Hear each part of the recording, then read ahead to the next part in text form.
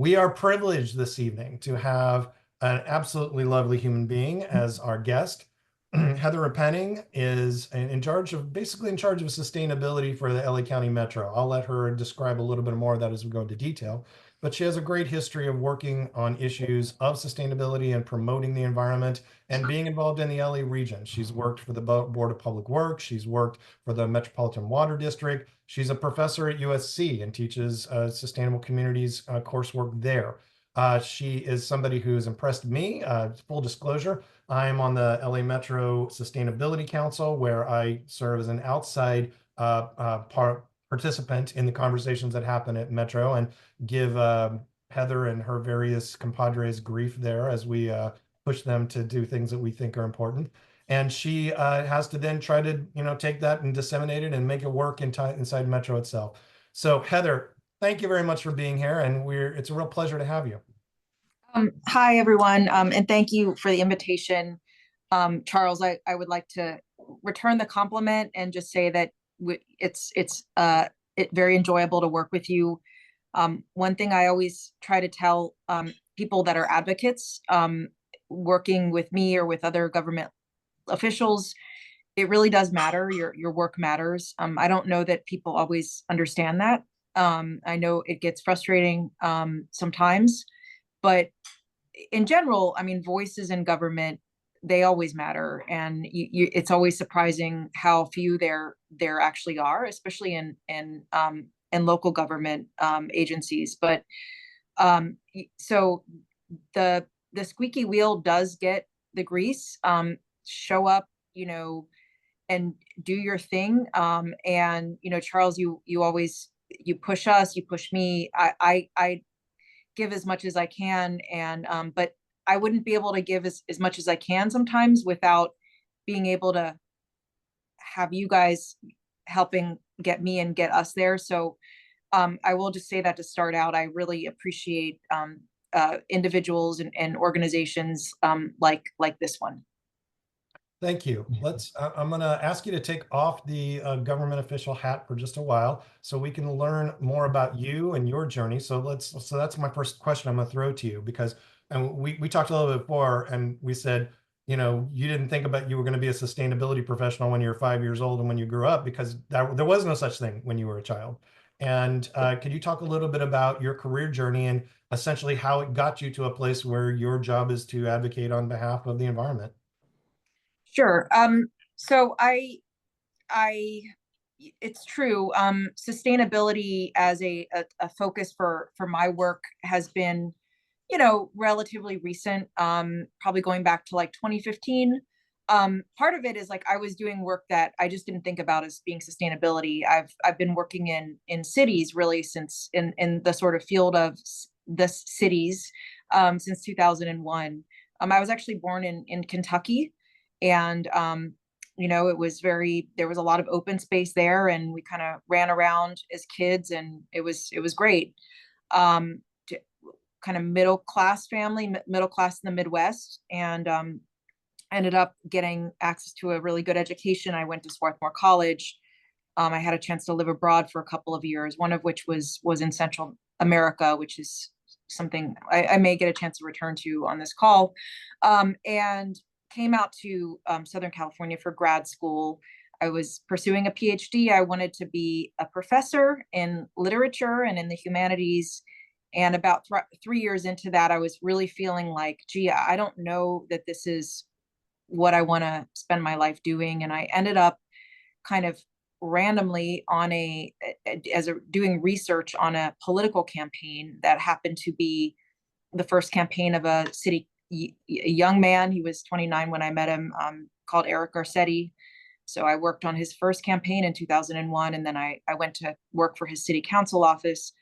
At that time, we were very focused on, he had a commitment to triple the number of parks in his district. So when I say my work in sustainability, we didn't think about it as that, but obviously adding open space, learning the process of acquiring land, using different types of funding, getting the land, designing a park, building the community support, which isn't always as easy as you might think for a public park. And then getting it built, it takes a lot of stamina. It takes a lot of kind of insider knowledge, and so did a lot of those kinds of things, streetscapes, and planting trees and making more walkable streets and things like that. Really at the neighborhood level, I love that. I worked for the city council for a long time. I ended up doing a lot of campaign work as well, on the side. And when he was elected mayor, I had helped out with his campaign, and I went to work in his office overseeing intergovernmental affairs and community affairs. And so we worked on things like, when we got the US Army Corps of Engineers to adopt the more ambitious plan for the LA River. At the time, there was a state water bond. So we were working on trying to get the things that LA needed, a lot around transportation funding. So kind of big ticket items. One of the things that I worked on at that time was actually increasing the minimum wage. LA was the first city to do that, not the first city.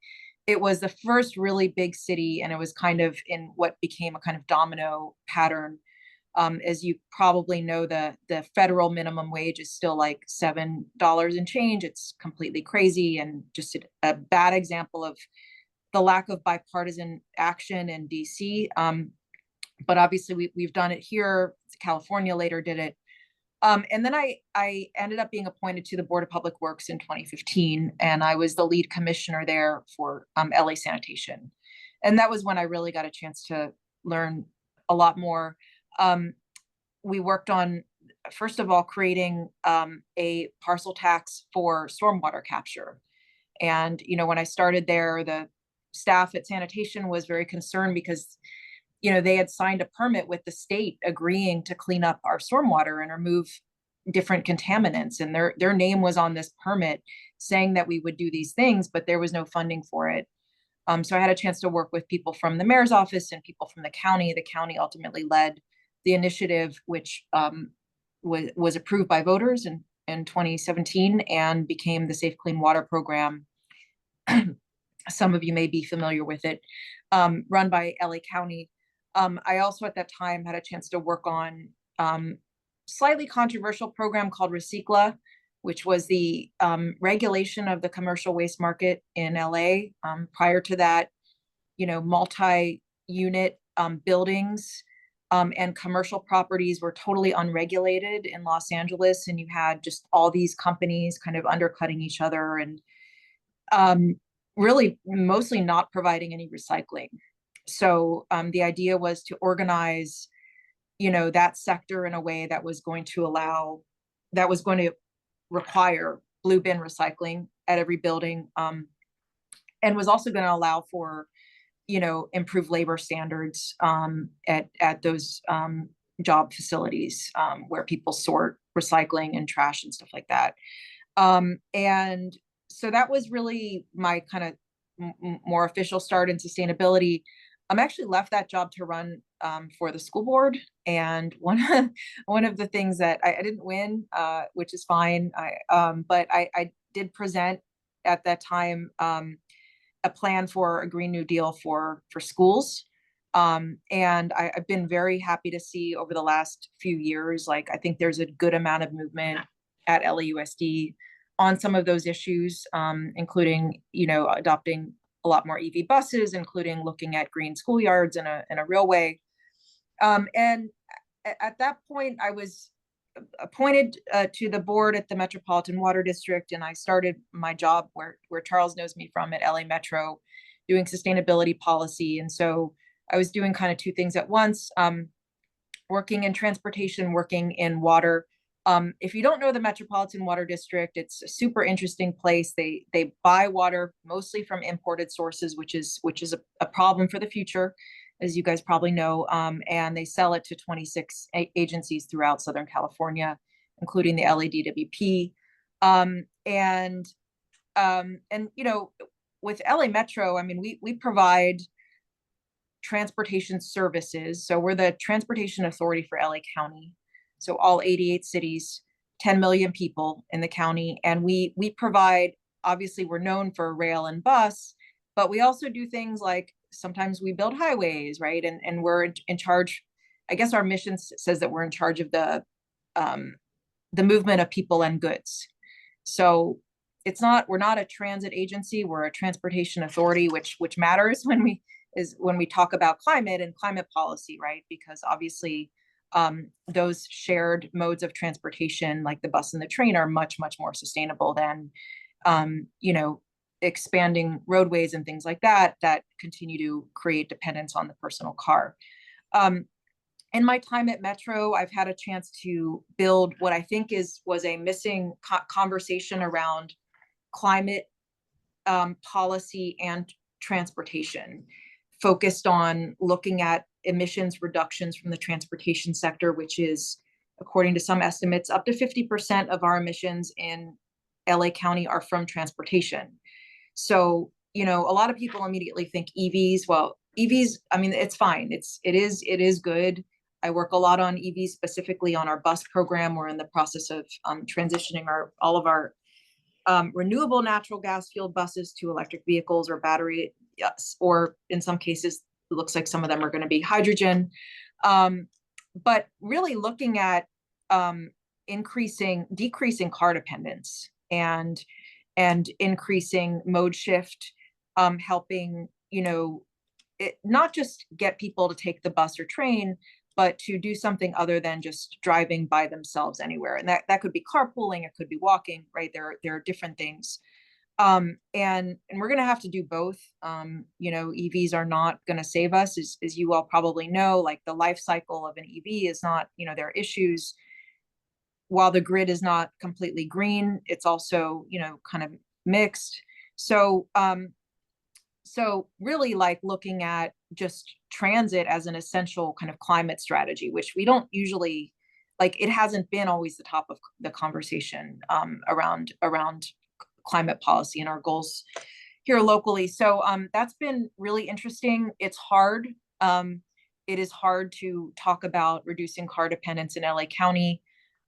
People kind of roll their eyes and, you know, but you guys know, I mean, I actually think that we can do it. You know, Charles is on our sustainability committee. I think there's a lot more support for bikes and other modes and more bike lanes and shared streets and things like that than there was when I started working in local government, certainly. I do think there's a lot more readiness to share our streets, which is where it's going to begin. And it's already beginning. And you know, the other thing that I do as well as the emission stuff at Metro is really I also bring that hat of, I started at building parks and things like that, looking at, you know, urban greening. We created the first of its kind tree policy. There's not another transportation agency that we know of that has done a policy specifically stating that trees are, you know, that they do go hand in hand with transportation infrastructure. And Charles has been a very, you know, active voice on the types of species that we're planting and things like that. So there's a lot more to sustainability than just emissions, but that's really where our big bang hopefully can be. And yeah, I'll just pause there. I mean, it's been over 2 decades of government service. I love working in government. It moves slowly.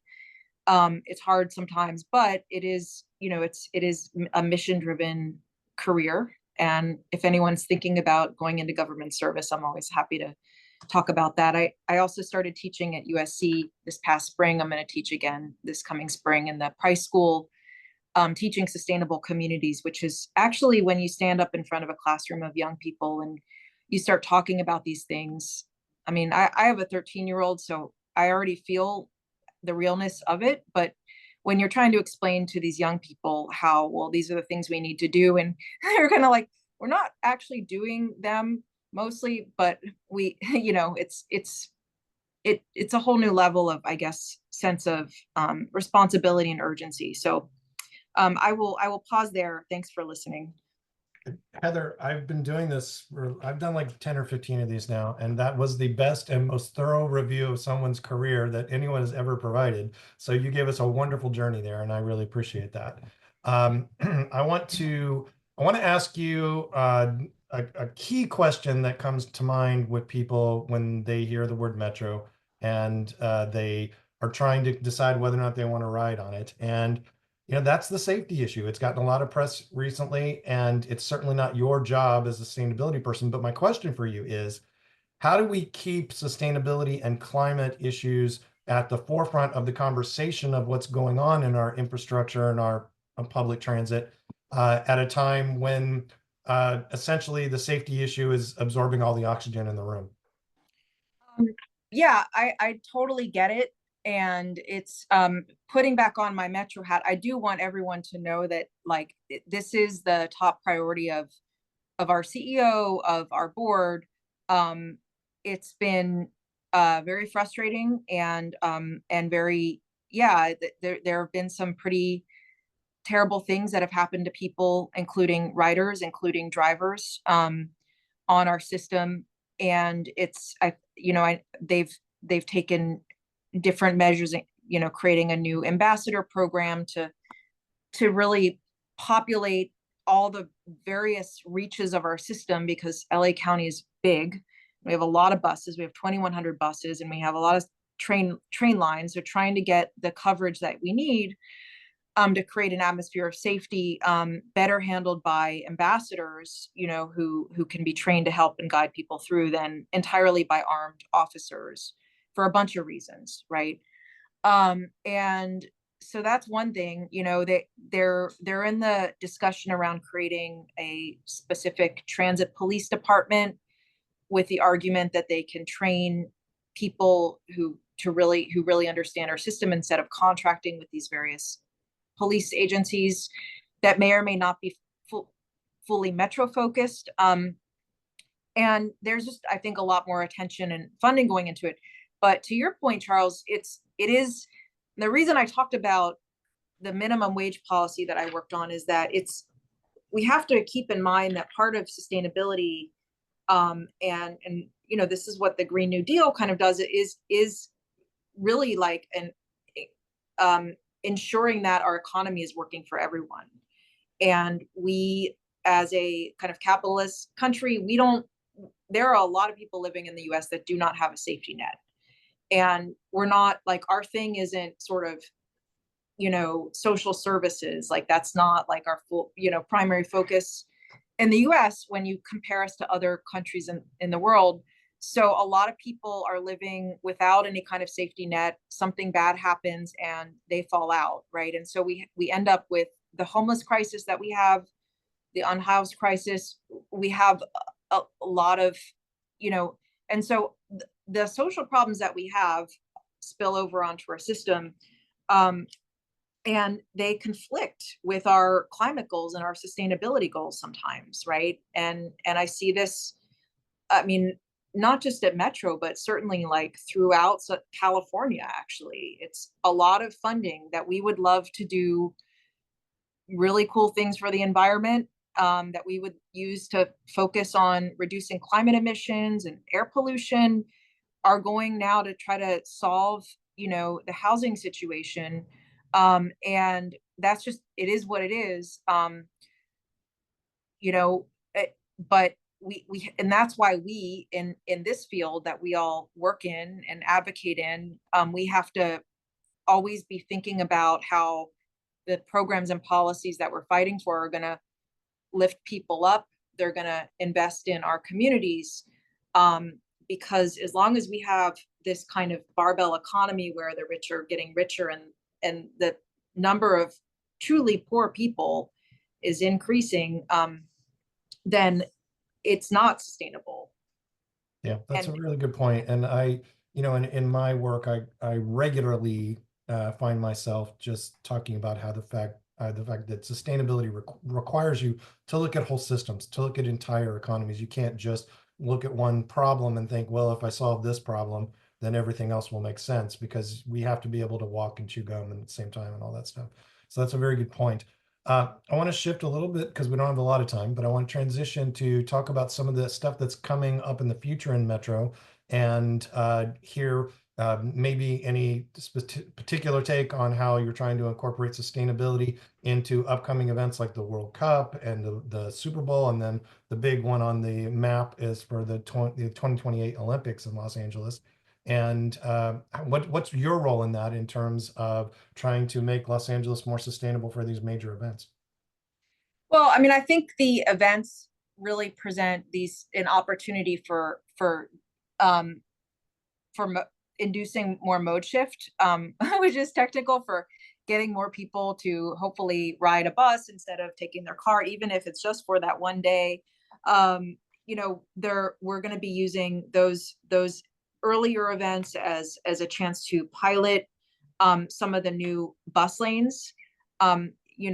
Sharing our streets, giving buses, the ability to travel faster than cars, to have priority at signals and things like that. Like it's very important in terms of the overall arc of trying to increase ridership.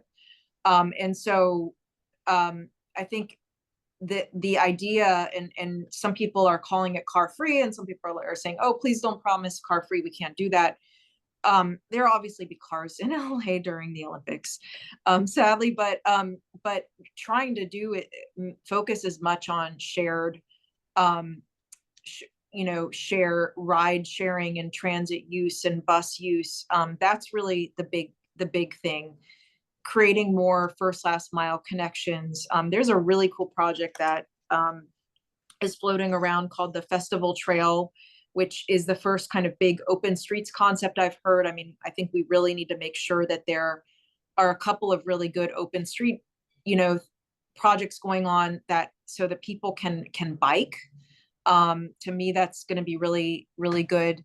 And we're going to have to borrow a lot of buses, specifically for the Olympic Games. And so there's a discussion, an active discussion about, we have our own bus, fleet, but the borrowed buses, what they call the supplemental bus system, what kinds of buses are they? What kind of fueling are they using? Can we get more battery electric buses here for those big events? So those are some of the things that we're working on. I continue to share with you, Charles, a belief in the importance of trees and shade, and we're trying to work with some folks on that, to try to get more trees planted. So stay tuned, hopefully. Those are some of the things. Okay, yeah, that's a good start. I will open it up to questions in a couple of minutes because I know there's a lot of people here who have things they would like to ask of you.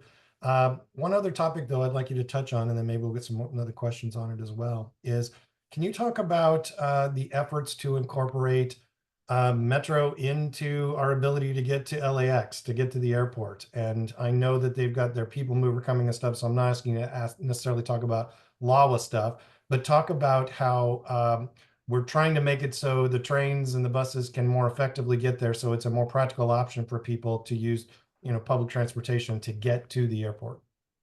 Right. Well, you can already use public transportation to get to the airport. It's not obviously the most easy and the most direct. So one good program that I use all the time when I'm traveling to and from LAX is the flyaway bus. So if you're near one of where the flyaway bus stop goes, you can get there using buses and trains now. But the big thing that's supposed to happen later this year is the opening of the airport connector, which is a connection on the K line. You've probably driven by it. It's almost, it's almost done. So it's just going to be a question of when they can actually get all the safety checks and things done and open it up. But it's going to take people to kind of the outer perimeter of LAX directly on a train. And from there, once LAX has its own internal people mover opened up, you'll be able to take the people mover from your terminal to directly to Metro. So that, the people mover, I think, is still a couple years out. But supposedly opening by the end of this year, 2024, we will have the airport connector up and running. So in that interim time, people can, there'll be like a bus shuttle that connects to the terminus of that. Is that correct? Yes, that is correct. Yeah. Okay. last question I'm going to ask you before I open it up to our attendees here. And this is one I always ask everybody who does these interviews. And as an advocate for the environment, as somebody who does work trying to make the world a better place as part of your job, which we all appreciate, we also know that you encounter situations where you work on a problem and it just doesn't budge. And there are days when you just are banging your head up against a wall and it doesn't seem like you're ever going to get progress on something that you know is really important. I'd like to know what you personally do to kind of fortify yourself and be able to, come back the next day with a good attitude and keep fighting the good fight. And the times when it seems like it's just not moving anywhere, and you wonder about, the productivity of your effort. And we all have that in advocacy, and I think these stories are really useful as an inspiration to our members.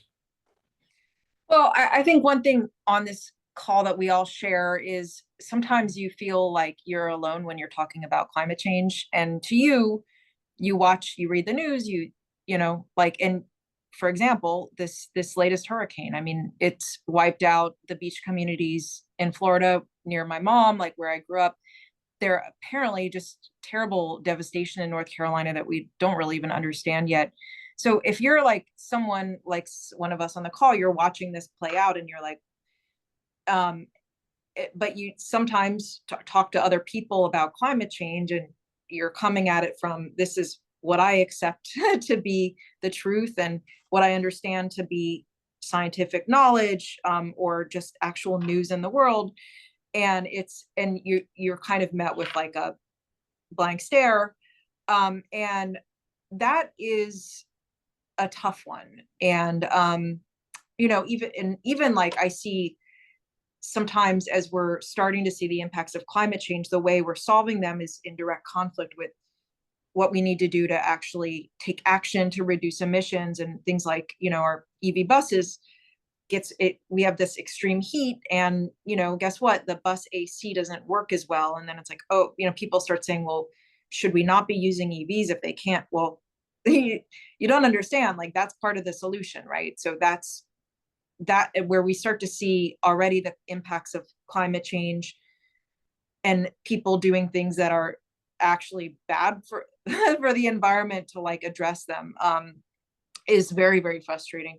I have I guess the opportunity to be, now I have a lot of experience, so I kind of have learned to be able to find things like, I do a lot of yoga, I hike a lot, I spend time with just people in my life, and you have to be able to set some of that aside in order to just be and enjoy, the gifts that you have. So I mean, I think that's me. Fair enough. That's good. I appreciate it. I've enjoyed this very much. I want you to know I know a lot of that about you, but I definitely learned things here tonight, and that's very cool. And so now I'm looking forward to opening up to our attendees here. If you have a question for Heather Repenning from LA Metro, please raise your hand, your virtual hand, or even your like waving human hand will work too. I can call on either one of those. Who would like to ask questions for our guest this evening? We'll start with Jeannie. I was wondering if you could speak to, thank you so much for sharing your presentation, and I really applaud your work, and would love to see more of this kind of transit that you're talking about. I guess one of the questions I have is, the allocation of resources between highways and how much money is invested in things like opening up more bike lanes and having more train transportation and bus transportation, in terms of the amount of money that's invested in these relative modes of transportation. That is a great question.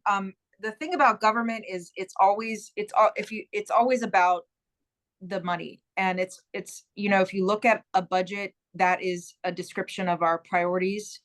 And unfortunately, not just in California, but nationally, the focus is on, very much so on improvements of roads and highways, and much less so on, on transit.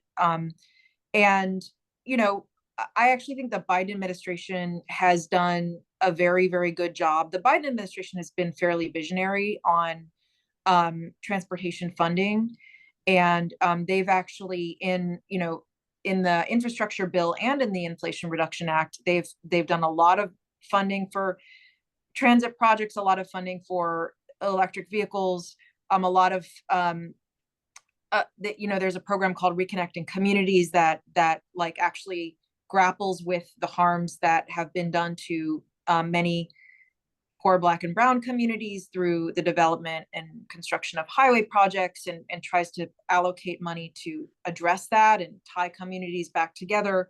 But it's still obviously a big issue. Laura Friedman, now leaving the Assembly, moving over to Congress, knock on wood, in November. She actually has written some incredible legislation, but a lot of it did not get passed to try to align, because as a state of California, we have climate plans. We have these plans, and she's tried to say, let's align the funding to our plans. There are some groups that work really closely on these issues, like the NRDC has really smart staff working on these issues.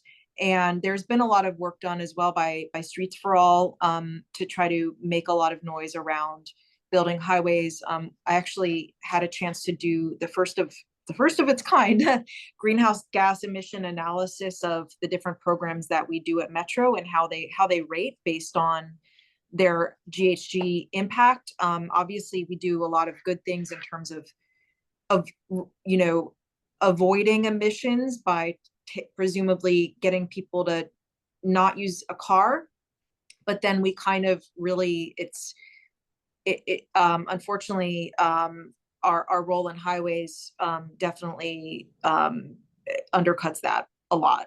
So that's a great question, a great thing for more people to talk about and ask about. Kathy Schreiner. Thank you very much. Heather, I'm on the Community Leadership Council for the East San Fernando Valley Light Rail Transit. Okay. I'd asked them at the next meeting to address the trees they're supposedly planting along Van Nuys Boulevard, even, before the construction. So when you mentioned tree policy, I got all excited because I did say to them, we want more native trees. When they did a survey a couple of years ago saying what would people like to plant, there were like 2 native trees out of the 20 options that were offered. And so can you give me any guidance to help in advocacy? Yeah, I mean, we actually have a tree palette that was adopted as part of our policy, so I can make sure that you have that. It's not all natives, as Charles knows. So, I think just continue to push. If you want to turn it into an item that goes into our sustainability council, we can talk about it there. I was not aware of it, so there's so much that goes on at Metro, and I'm one person, but we can definitely make sure that the project team is taking a look at the most sustainable tree species for that project. Please, that would be so wonderful. Thank you. I'll go to Michael next. Thanks. Your point is well taken about transit being a climate solution, and getting more people on transit will help, in terms of climate. I wonder if it would ever be possible to make Metro or the buses free to use. Is that something that makes sense to you as a solution? Is that something people should be advocating for? Just curious about your take. So there are people advocating for that, and where we're at right now is that we in LA are uniquely positioned to actually do something like that, because we are not as fare box dependent as a lot of the other big transit agencies. So if you look at New York, the MTA there, I mean, they're in very bad shape financially. And this thing that just happened with the governor and the cancellation of congestion pricing, because actually, if you look at policies that are going to induce people to have some kind of a mode shift, the economics of travel is a big way to do that. I mean, economics is a big way to get human behavior of all kinds to change. Making driving into Manhattan more expensive while simultaneously, reducing or ameliorating the fee of riding transit is so it is been on the table at LA Metro because we are sales tax, a lot of sales tax funded. You all pay, half cent every dollar you spend in LA County goes to LA Metro. And so some people have said, let's do free transit, because what we are collecting in revenue isn't even that much that it's, what we have now is a program focused on students and focused on low income folks. So we have the LIFE program. If you're low income, it's pretty easy to sign up and qualify. And then we have the student program, which has been really popular. It's a partnership with a lot of school districts and community college and colleges. In terms of going full fareless, that's not, I don't think, an active conversation right now at the board level. It could be, and groups like Move LA have advocated for that. I do think there's right now, going back to the safety conversation, I don't think there's an appetite for, let's say, reducing the bar to let people onto the system. We have a pretty open system as it is, and there's some of the discussion is around solutions to have people tap out at the end of their ride and stuff like that, to create a system where you have people that are riding and that's who's using it, as opposed to people that aren't there necessarily for the transit function.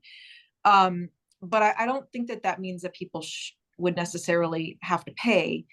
Everyone should have a tap card, and that will also allow us to collect data, which is important in understanding how people are riding. So yes, it's something people have discussed. Yes, I believe that it is in theory possible. It's not at the top of the agenda right now. And there are people that you should talk to if you want to talk more about it. And who would be those people, just so we have that information? Well, Eli, right? I do. I'm not trying to answer your questions for you. Okay, so Move LA has been a really strong voice, and there are groups like Act LA that are for fareless and free transit. So those are a couple of the organizations off the top of my head. Andreas, you're up, buddy. You're muted. Still muted.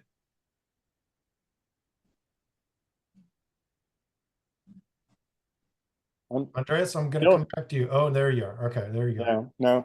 Now you're Give up. me a glitch here. Sorry, I hope I can keep this brief. I'm trying to veer myself off a car. Actually, I don't have a car at the moment, and I do everything that I do in LA with a bike. I've recently taken the metro downtown, and I've done some other planning around other trips that I want to do.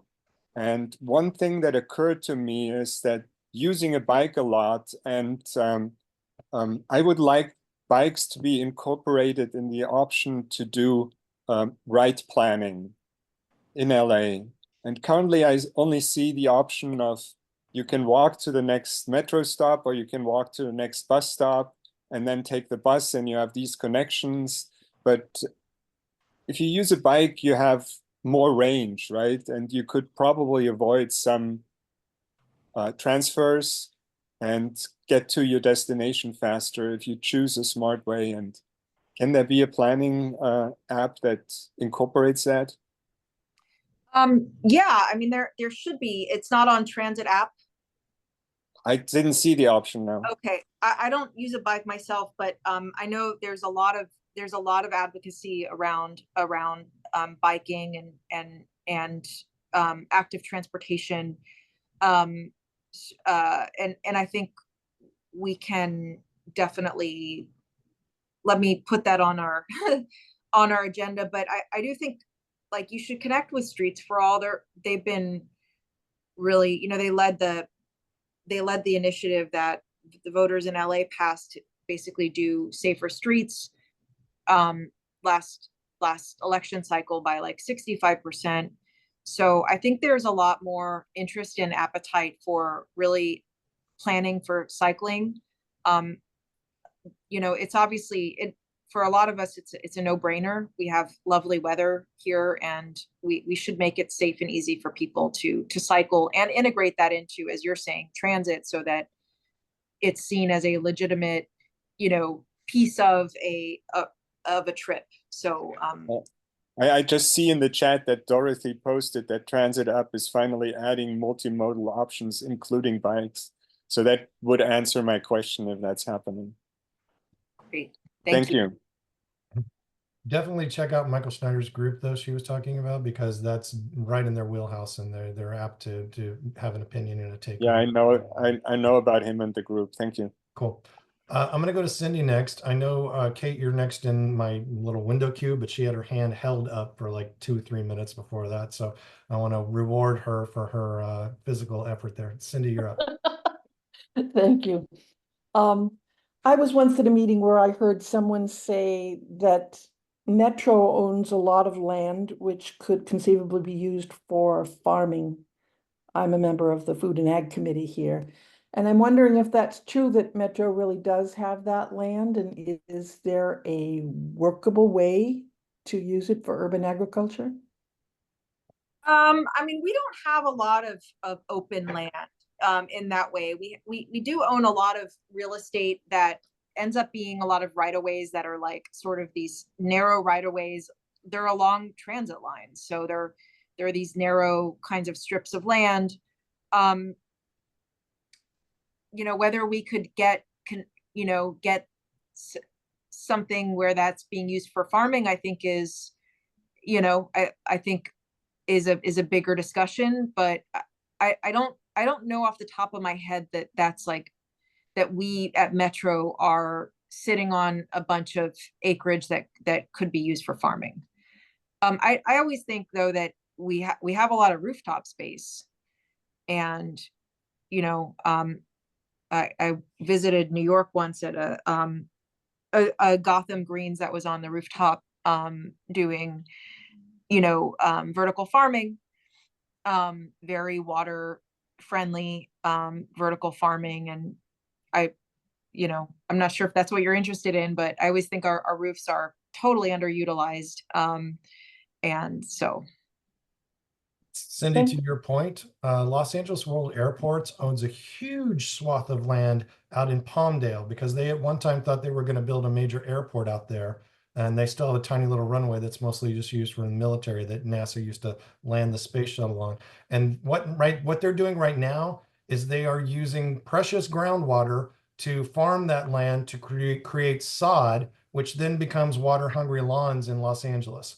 So if you want to target something that I think is a huge publicly owned piece of land that's not being used very sustainably, let's talk about that. So they'll throw that one out for you. Kate, you're up. Thank you. And thank you so much, Heather, for being with us this evening. It's really informative and so valuable. I was wondering if there are other cities that you are modeling from, that are the size of LA or close to the size of LA, that are doing things more successfully, or just a system that's working, that should be or could be the model for LA. Transportation wise, in the US. Sorry. Just any, yeah. Well, I mean, it's always, it's very easy to point to different European cities. I actually think Paris is an incredible example, and I know it's not always fair to compare us to Europe, and I mean, for a bunch of reasons, but the mayor there has basically created, a biking pathways throughout the city of Paris in the last few years, and has restricted the use of automobiles near, for example, the Seine and in certain parts of the city. They had a period where they were having terrible smog, and so she when people complain about bike infrastructure, I'm like, if they can do it in Paris, right, where this is not a city with a lot of space. I mean, comparatively, we have a lot more underutilized street and public right-of-way space than they do there. They're pretty built out. And they've found a way to do it. The French are not known for their interest in adapting to change either, having lived there. And so I actually think that what they've done there is a great model for the US. Jerry. Hello, I am Jerry Yang. I'm a high schooler. I have used the tap card system in the past, and I actually ride the Metro G line, the electric one, with its own designated busway. And I was wondering if there were any initiatives to add shade and green space to bus stops and help mitigate the urban heat island effect. Yes, there is a discussion about, we've done the analysis on which of our bus stops are A, heavily used, B, in areas where there's not a shade structure or a shelter, and C, are in an area that is heat island or more vulnerable to extreme heat. You can probably guess what parts of the county those are, and they definitely overlap with other Cal EnviroScreen indicators.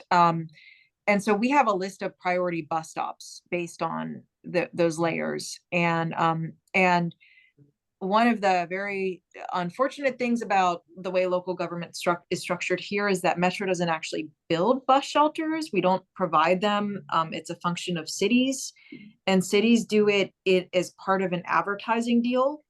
So usually the cities are deciding kind of in a way that in the past has been driven by advertising decisions, where the nice bus furniture goes.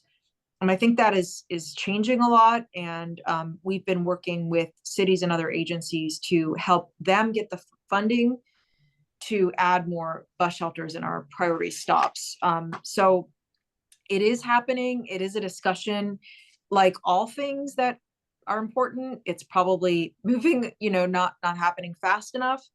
But I do think that in policy circles and in discussions at Metro, there is a lot more awareness of the importance of shade for our riders, and the understanding that it's not really safe for people in certain parts of our service area to wait in these really high heat days, to wait outside if there's not shade there. Heather, I know you have worked on this, and I want to acknowledge that, but I also want to just make it clear that we're not going to rest until there is a major native species shade tree at every single bus and train stop, because that's something that stakeholders in LA deserve and really need. So, and I'm going to wrap it up now with my buddy Alex for our last question of the evening. Do you think I could actually steal two questions, Charles? They're both good questions. We'll see how out of line you get, because we all know you're prone to it, but go ahead. Okay, thank you. So Heather, first I want to thank you so much for coming here. Your answers have been so thoughtful and thought-provoking. My first question is, I'm curious if Metro will ever consider running express trains, like a train that will every so often during the course of the day skip certain stops to get faster from one end of the city to the other. I've asked this of Metro officials before, and the answer has kind of been like, we don't trust that Angelinos are smart enough to figure out that they're on an express train. But I have to believe that if New Yorkers can do it and Athenians can do it, those are two cities that have been in that run them, Angelinos can figure it out. So I'm curious what your thoughts are on that subject. Okay, so I have not heard anyone talking about express trains. We do have regional rail, which is Metrolink, and that in some way operates in the like it only serves, like the stops are way, more distant, but I've not heard anyone at Metro talking about express trains, but I will ask, and I can work with Charles to make sure you get that information back. Awesome. Yeah, because I could just speak to myself personally. I live in Koreatown and I work in Santa Monica, and on the train, it can take me just as long as rush hour. It can take me like an hour and a half. Right. From the end of the city, and there's no Metrolink in between on the west side, so it would be great. No, I mean, the transit option has to go faster than driving. I mean, that's part of and so I mean, and so the focus on that is really, a lot of it's been on buses. I know there's been a focus as well on signal priority for light rail and things like that, but I hear you. Yeah, Thank you so much. And so my other question is a little more of a hot button topic, so hopefully you'll bear with me. I'm curious about if you have any insight into the aerial rapid transit project, the gondola to Dodger Stadium, and how that project was picked. I'm curious, like, was there any thought at Metro for other kind of, options to get better transit to Dodger Stadium? Curious about your thoughts. Well, we do have the Dodgers Express bus. So, I mean, we already are serving Dodgers fans who want to ride from Union Station to the stadium with a bus that gets a priority lane before and after games. I'm not like elbow deep in the gondola project, as it's called. My take is that, there was private funding for it, and insofar as it's mostly private funded, I don't know why it's, well, I guess the feeling, I'm going to try to not give my personal opinion here, but I guess the feeling at Metro is we would want to facilitate this as an option for getting there. And I think the thinking is that it could be kind of a cool thing for the city as well. I know there's a lot of mistrust and a lot of, there's a lot of opposition to it by some pretty good groups and folks. So I'll just, I guess, leave it there. Thank you. Thank you so much. Fair enough. Thank you so much, Heather, for your patience. And my goodness, thanks for bringing your A game as well, because you came with great information on every single question, and I really appreciate it. I appreciate the work you do. I know it's a challenge, and I know we challenge you, and we'll keep doing that, but we absolutely do so with an acknowledgement that without people like you, we would be in a far worse condition. So thank you very much for everything that you do.